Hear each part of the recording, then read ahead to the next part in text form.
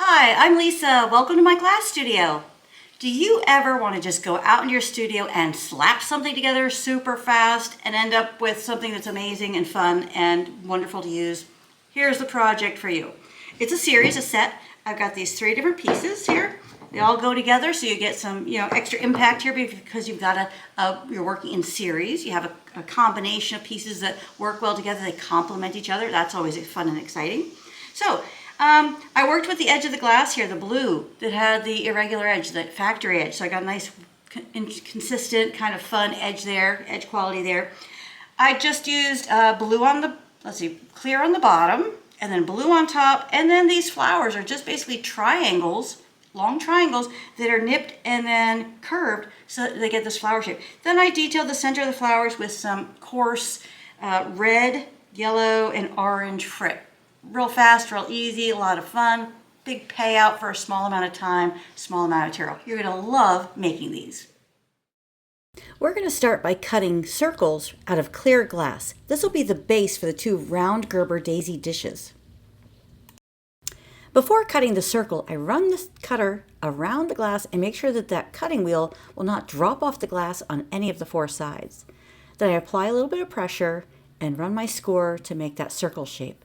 This is a 4-inch circle. I'm using a Circle Pro 24 circle cutter. Now, if you don't have something this size, you could use a smaller one, or you could just trace around something that's round in order to make your circular shape, and then use your handheld cutter to make that round score. Now I'm going to take my handheld cutter and I'm going to go from the interior score out to the outside edge of the glass.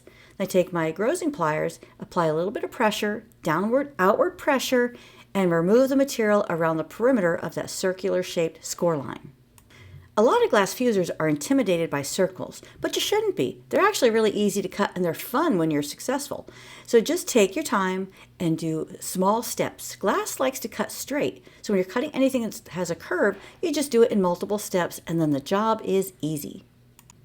And you'll love the results because you get new and interesting shapes that you can create. I selected this deep red opal glass for one of the flowers. I cut approximately a 2-inch strip with a strip cutter. Now I take my glass cutter and I'm cutting long triangular shapes. I'm just doing this by hand, eyeballing them, trying to get them sort of uniform shapes, but it's a flower, so we can have slight variations in the size, shape, and length of the petals. This is a super fast, easy way to get flowers and make design details for your art that's really fun. And, it's just kind of your project is growing organically as you go, not following a pattern. Sometimes that's fun not to follow a pattern and just kind of enjoy cutting the glass, the process, and not so much of the designing and planning. Just get out there and have some fun. Next, I'm going to take my running pliers and separate those pieces of glass.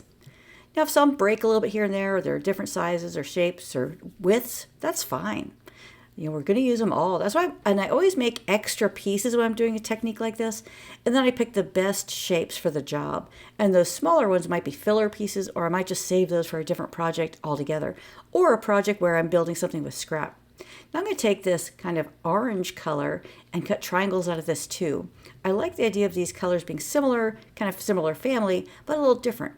If I'm going to put the time and effort into making different flowers, I want them to each be individual and have different color combinations so that it makes the whole project and the series that we're working with here more interesting, that they're not all the same color. I really like these opal shades because they're really rich and they give you a lot of high contrast.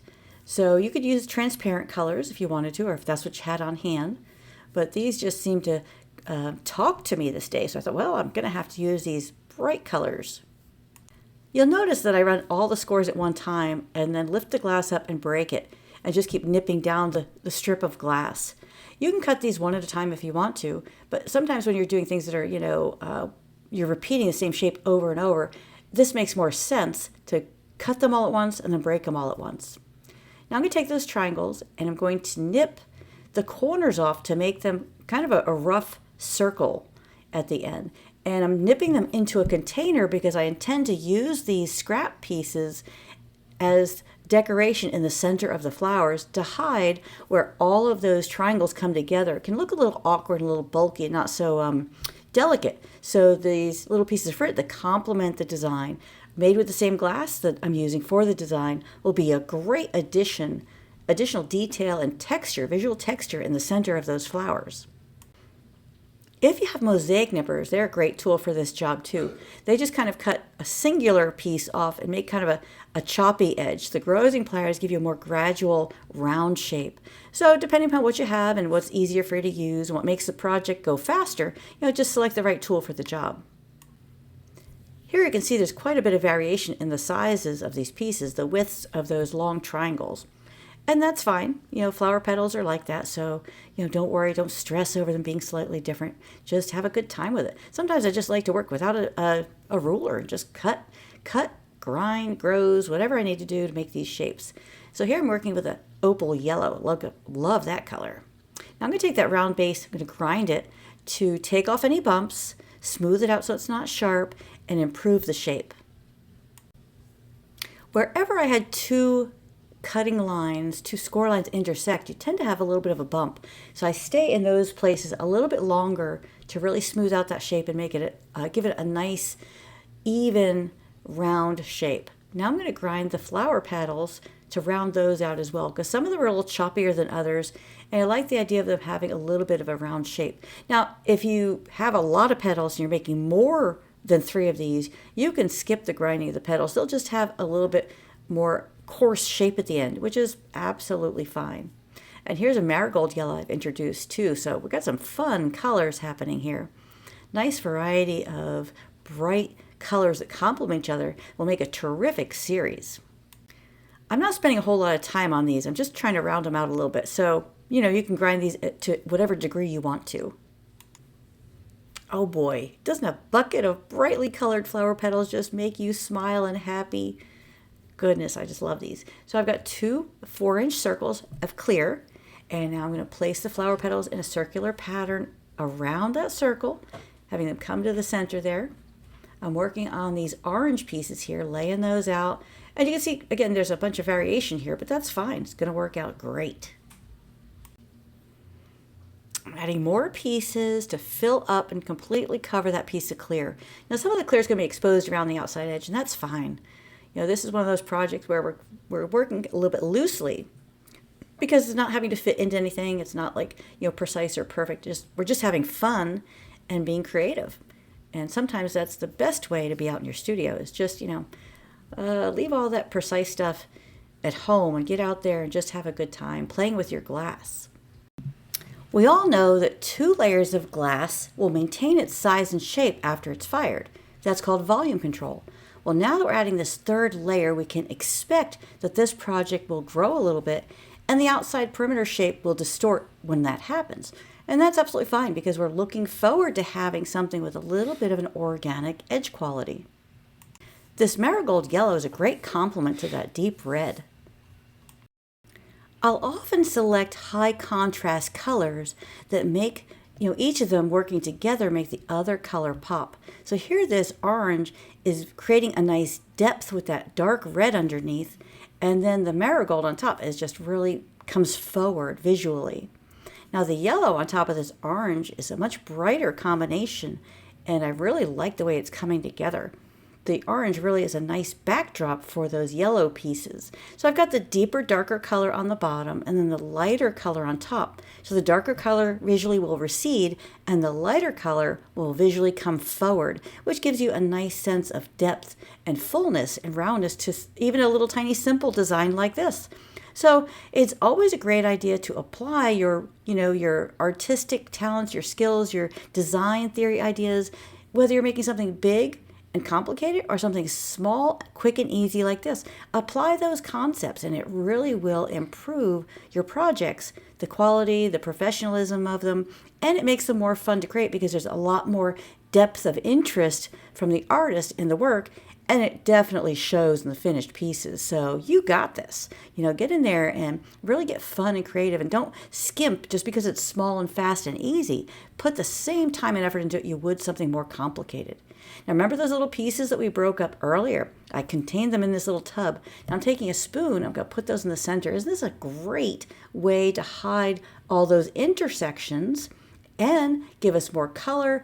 And these frit pieces are like kind of coarse size. They're going to give us a terrific visual texture in the center of those flowers. really a nice detail. And here we're having some of the red on the yellow and some of the orange on the, oh gosh, we're just mixing up the colors here. I don't know. I'm so excited I can't stand it. Now I'm going to take this brush and bring those pieces back in to contain them so they're nice and neat and concentrated in that center where we're trying to hide all those intersections. Oh gosh, I just got carried away. I was so excited about that frit. Here are the pieces after they've been fired. We're going to take them out of the kiln and check them out. Look at that nice edge, how it's kind of a scalloped edge. Isn't that fun?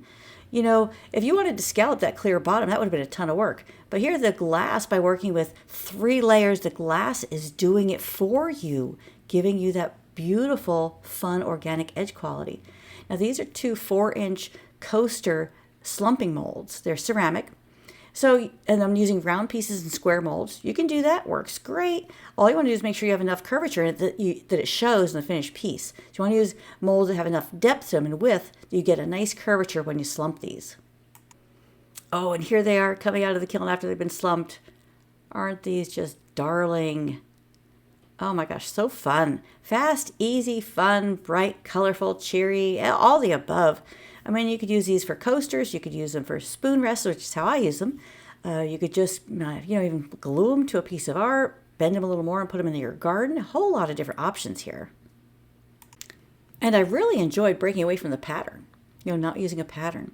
Here I've got a 6x6 piece of clear, a 6x6 piece of blue on top. And this time I'm going to glue my petals down because I'm going to do a little more arranging here. And I don't want all these pieces to shift when I transport this to the kiln. So I'm using a little bit of white Elmer's glue and a toothpick to apply the smallest amount possible. A primary design series concept is to work in odd numbers. So rather than put 1 flower in the middle, I decided to put 3 flowers as if they're kind of off to the side. So we're seeing part of them, but not the entire thing. And I think the concept, the colors, and the design worked really nicely. Now, because I have I have 4 layers in 3 areas where the flowers are, that portion of the design, the project, is definitely going to grow and expand beyond that 6-inch square. And that's fine. Most of the time I want to control that growth and the edge quality, but here I'm using it to my advantage to make a project that's more interesting and different from everything else that I make. So I'm really enjoying, the way that is going to add to this design in a way that, is going to make it really cool.